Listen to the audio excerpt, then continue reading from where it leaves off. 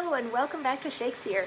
We are still working on Henry VIII, and we get to hear from Cardinal Wolsey in Act 3, Scene 2, which we're going to be hearing a lot from Cardinal Wolsey in Act 3, Scene 2. That's just, there's going to be a lot of that going on. So anyway, prepping for that. The important things that we learned at the beginning of Act 3, Scene 2 are Norfolk, Suffolk, Surrey, and Lord Chamberlain. None of them really like Cardinal Wolsey. They don't trust him. We found out that the Cardinal had written a letter to the Pope in Rome to say that he did not approve of Henry's divorce from Catherine, nor Henry's pending marriage to Anne Boleyn. And we also learned that the king is in possession of this letter now. Dun, dun, dun. And what was the other fun thing that we learned? I forget what it was. Anyway, so yesterday we had like the three guys, four guys, Norfolk, Suffolk, Surrey, and Lord Chamberlain, were talking about how much they really don't like the Cardinal and how much they're sort of relishing the fact that this document has fallen into the hands of the king because they think it's going to be bad news for Wolsey. Oh, the other thing that we learned is that the king has already secretly married Anne Boleyn.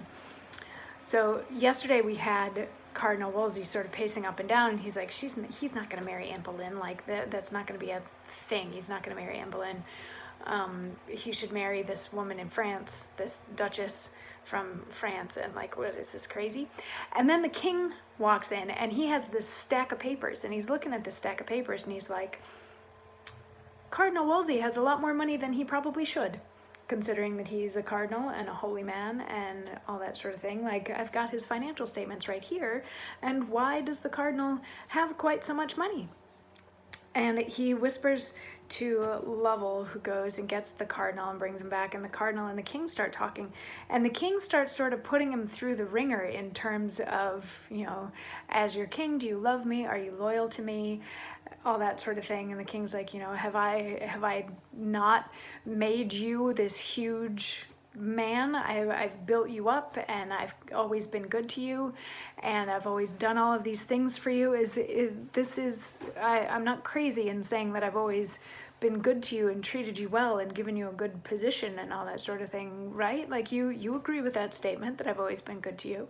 And Cardinal Wolsey says, my sovereign, I confess your royal graces showered on me daily have been more than could my studied purposes requite, which went beyond all man's endeavors. My endeavors have ever come too short of my desires, yet filled with my abilities. Mine own ends have been mine, so that evermore they pointed to the good of your most sacred person, and to the profit of the state. For your great graces heaped upon me, poor under-deserver, I can nothing render but allegiant thanks. My prayers to heaven for you, my loyalty which ever has and ever shall be growing, till death that winter kill it. And the king's like, yeah, well said. Okay, I'll take that.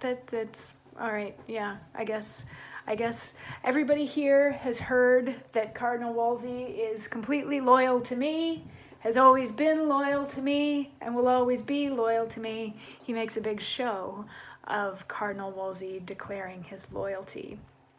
So that's going to come in important for tomorrow's monologue, because tomorrow Cardinal Wolsey has caught on to the fact that the king gave him a lot of crap and isn't quite sure why, but then he gets to see the notes that were in the king's hands. Dun, dun, dun.